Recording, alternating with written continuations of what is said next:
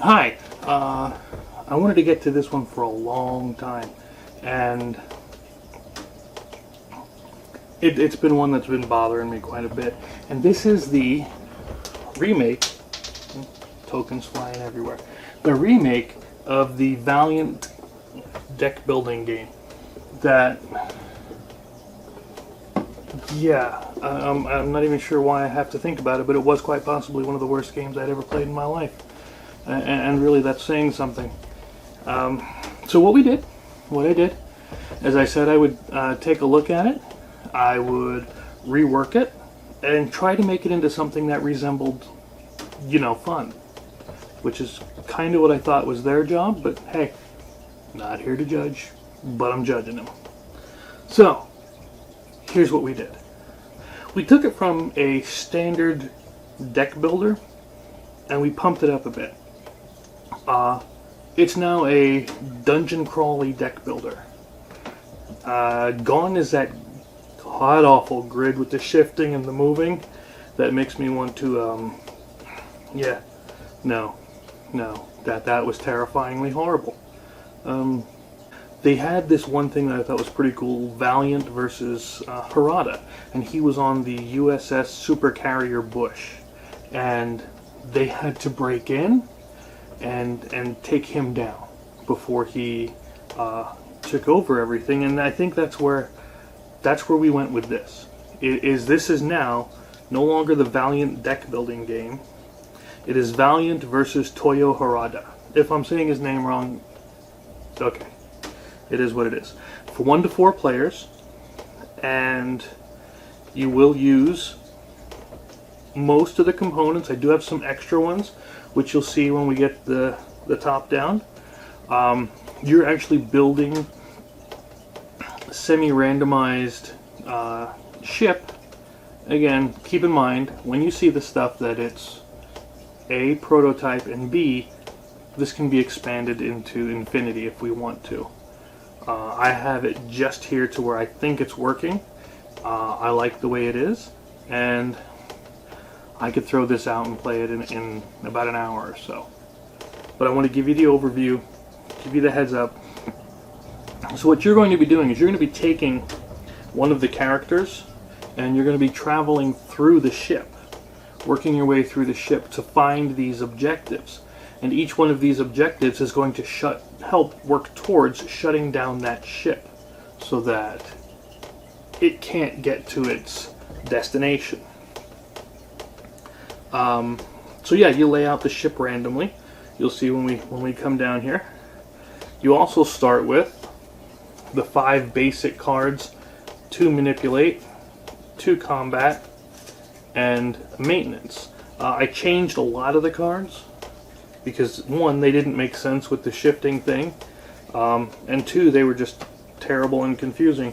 I have little cheat sheets which I can make available to everybody if they want them.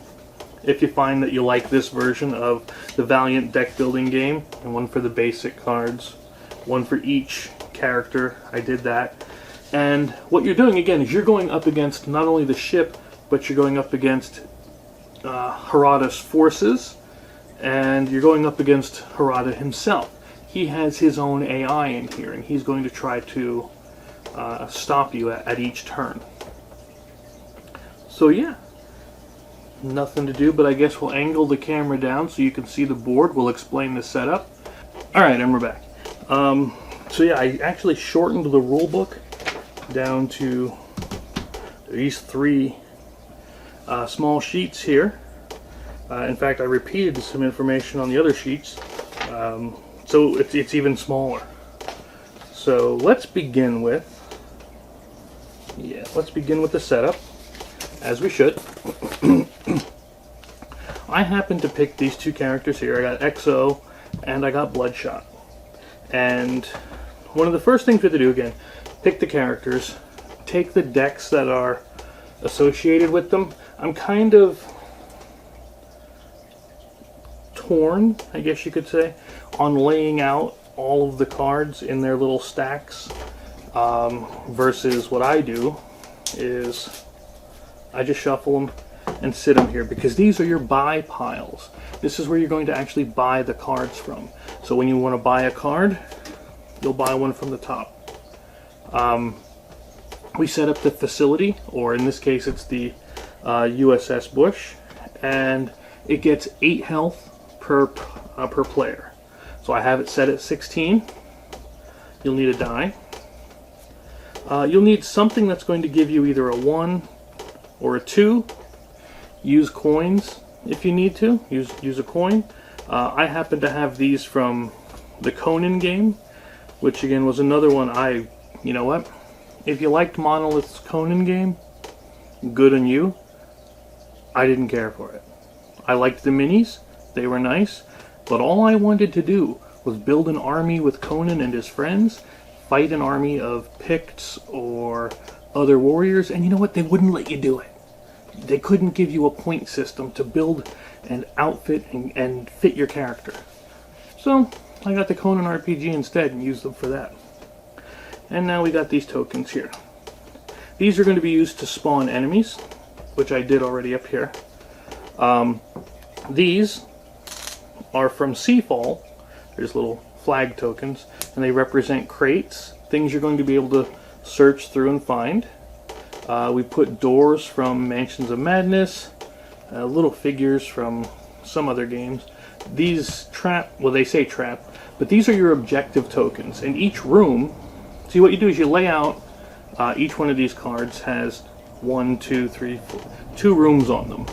Now again, we can expand this ship to be as large as we want, or as small as we want, but I play with 10 rooms, and it's our job to go through each of the 10 rooms, looking at these objectives and trying to complete them, because as we complete these objectives, the health of the ship goes down, because we're stopping critical key points.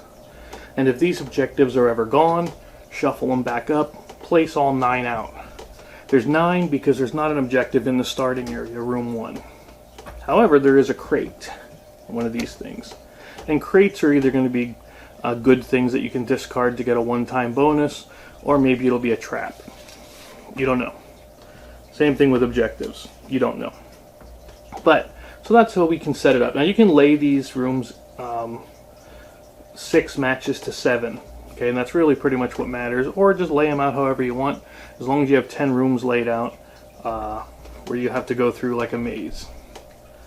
Like I said, with bigger cards, with better art, with better tiles, we can make something cool with it. But I'm not using this for monetization purposes and for not getting sued by whoever made this game. Don't admit you made this game. The deck building one. Don't admit you made that. Alright, so we have those laid out. We got our spawn pool for spawning our enemies. And what happens is you draw one of these during setup, and it tells you how to spawn an enemy. So I spawn one enemy. Well, what does that mean? Well, I take a die, ideally 1d3, and I roll it, so I got a 6. So that would be a 3. I'd look on my enemy chart, and a 3 is an elite. And each enemy type is going to have their own special stats and movement. They're going to have their own attack abilities. And again, it's all written in my great handwriting on the bottom of this sheet here. Which again, I can type it out, make it nice and pretty. If you really think you might want this, yeah, it's not going to be too difficult. It'll take me longer to make up tokens and make up tiles than it would be just to type out the rules. So again, if you want it, give me a little bit, and then we'll make it that way. But so we did the setup. We got all of this down. We laid out the ship. We put an objective in each room from 2+. Let's see. We put our heroes at the starting point. We have a deck of the 5 basic cards. Deck of the 5 basic cards for each of our heroes. You get to choose a hero power. And again, I'm going to have to work on the hero powers a bit, just because again, they work towards the deck building more than they do for this. Like for XO, I took movement is +1 movement. Well, we use movement in this one. But for Bloodshot, his I took was, what does it say here? Shut down sectors do not damage Bloodshot. I never really got what the hell shutdown sectors were in the regular game. So what I'm going to say is, once per turn, he ignores 1 damage. So that once per turn, twice per turn, and 3 times per turn, he can ignore 1 damage. That's going to be his powers. And we're gonna actually be gaining experience points that we're going to use to buy cards. We're going to gain experience points that we're going to use to buy extra abilities. You got to start with the hero, then go each down the list, so you got to buy the lesser ability first. But yeah, we're all in all trying to build our deck. You can spend experience points to get rid of a card in your deck. You know, should be interesting. So that's pretty much the setup. There's not really all that much to it. Lay out your ship. Put out your objective tokens, put the doors in. Each door requires 1 lock to unlock it. Spawn your first set of enemies, draw 1 of these per player, and put out your crates. That's it. Get your 5 starting cards and your stack of cards, choose a power. You have your health. I have these acrylic heart tokens that I got from somewhere. I don't even remember where anymore. But it's just a token. Just something to track health with. Alright. Good. So I'm going to set that over here. I have Harada's little power sheet here. So what do you do on a turn? Well, first thing you do is you check Harada's power. So you'd roll 1d6 and you'd see what it is. Now in a professionally printed game, I'd probably have this as a deck. But again, rolling 1d6 on the chart is not... It still gives you plenty of options with them. And then you do the player turn. Now what's a player turn, you're asking? Well, the first thing you're going to have is your 5-card hand size, which conveniently is how many cards are in your deck. So I'm going to start with XO first. Now, again, I said maintenance is a fine card in and of itself because it has trash on it, which lets you get rid of a card in your hand from the game. So again, culling card is always nice. Heal gains you 1 health. Well, we still use health here, so that's good. So I left maintenance alone. Now manipulate. It says unlock. And here's the thing, you only get to choose 1 of these on the card. When you play it, you pick which one you're going to do. So let's see. I'm going to shift, which with shift it's now moving. Okay, so I'm going to take him, I'm going to move him 1. So I move him into here. Let's see. I can check the objective, or I can pick up a crate. Picking up a crate, you got to spend a lock, you got to spend a lock on it. So I have a lock here, which again is on manipulate. It's either move or unlock. So I'm going to spend that lock and pick up the crate. Well, it was a trap. It was a trap. And it says spawn 1. So, okay. So I shuffle these up here. Again, if you want to flip a coin, you flip a coin. That's up to you. But I get 1. So I spawn 1 enemy. What enemy is it? It's 1, which is a grunt. So it's just a little enemy up here.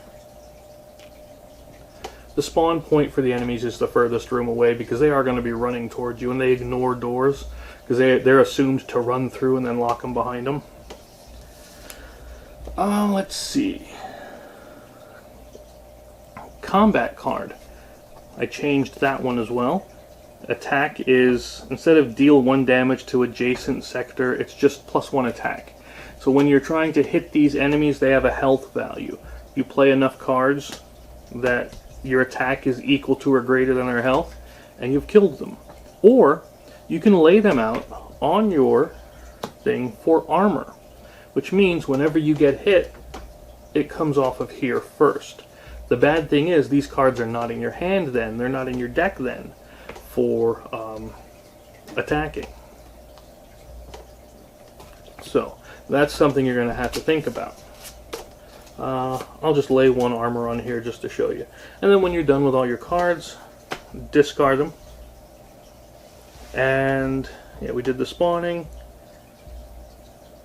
And then once the round is over, that's when the enemies are going to come forward. But we didn't do Harada's power. His is a 6. All players are going to have to discard 2 cards and remove 2 crates. Now the nice thing is, even though we're removing 2 crates per player, once all the crates are gone, you just refill it.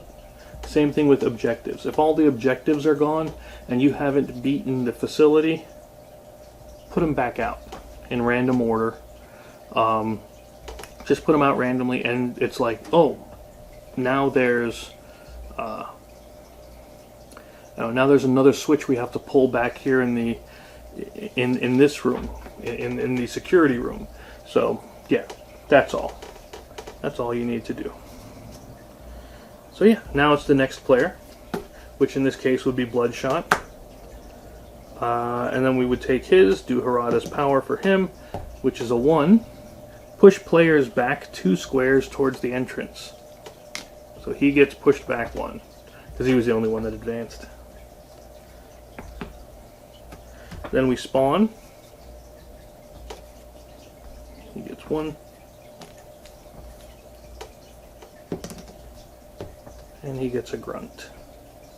So there's a lot of grunts coming out. The nice thing is the more things you can kill, the more experience points you get. The more experience points you get, or the same thing here. If you're doing these, the more experience points you get, the more you're able to do. The more you can buy, the more you can interact. So I'm going to play the +1 lock to open up this crate. Now this crate says discard it to get +1 lock. So we're going to give that one over to Bloodshot. So whenever he's doing a lock test, a test with an L requirement, a lock requirement, he can discard that to add to his already discarded cards. He'll give himself an armor. And let's see. Move 1. Let's see what this is. S2. So that's a security 2. Which means I have to discard 2 security, and I only have 1. If I hadn't discarded that armor, or added that armor here, I would have had 2 security. Well, we didn't get any damage yet, so let's do that. We're going to have to wait on that. Alright, so now the enemies go. Let's see. Grunts have a movement of 2, so they go 1, 2. Soldiers have a move of 2. The elites only move 1, but they hit much harder.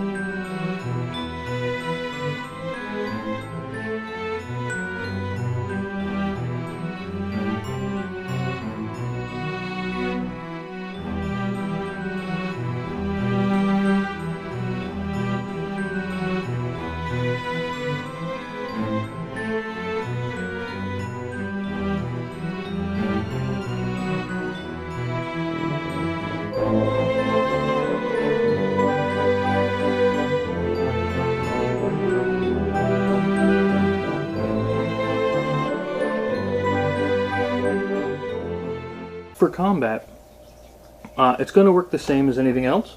We would, again, when we play these combat cards, we would choose attack. Okay. Now the grunts have 2 health, which again is why I never should have put those out as armor yet. But the grunts have 2 health. So when we play this attack, bang, we shoot one of these. And then we would gain 1 experience point. Okay? And then we'd be able to move. We could still move out of their range, or we could unlock a door and move that way. We could complete an objective if we had to. Whatever you want. If this were the end of the round and it was the enemy's turn, well, we'd simply look at the chart and it says they move 2. Well, he's not going to move because he's already with us, but he attacks 2. So his 2 attack. Now, the soldiers have a 3 attack. The elites have a 4 attack, but they can shoot. The elites can shoot through the different zones. So if an elite is over here, if an elite were here, it could attack here. So that's one of their special abilities for the elite. Is they have an extra range to the attack, but they can only move 1. So that's something for them as well. You can run out of the way if you have enough move cards. Let's see.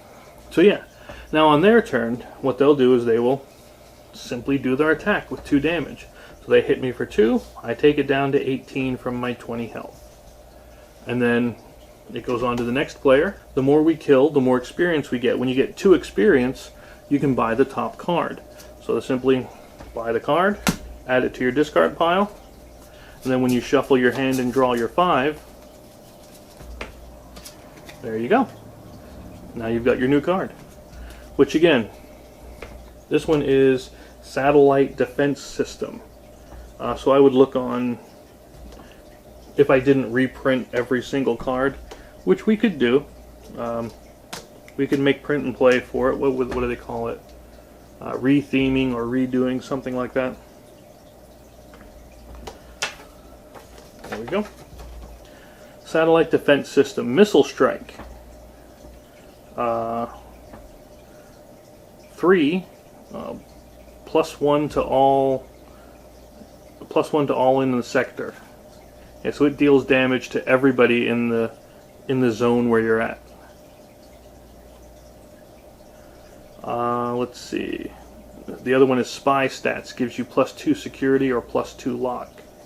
So the 2 security would be enough to beat this one on its own. So yeah. And then again, so he would probably say, I'm going to go back 1 with my move, complete this objective for 2, and then there's 2 damage done to the facility. And that is how you play, and that is how you beat this game, is completing those objectives. Getting these crates helps you to do that, and beating the enemies not only keeps you alive, but also gives you the experience points you're going to need. Also, when you beat that 2, you would gain 2 experience, and when you spend them, just move this back down. So if you spend 2 experience, boom, you're back down to 0 if you had 2. You know, other than that, that is where that's how this is. That's how we turned the Valiant deck building game from something horrible into a decent dungeon crawler, into a deck building dungeon crawly type game. That was my shot. Let me know what you think. Look forward to hearing from you. And until next time, have fun.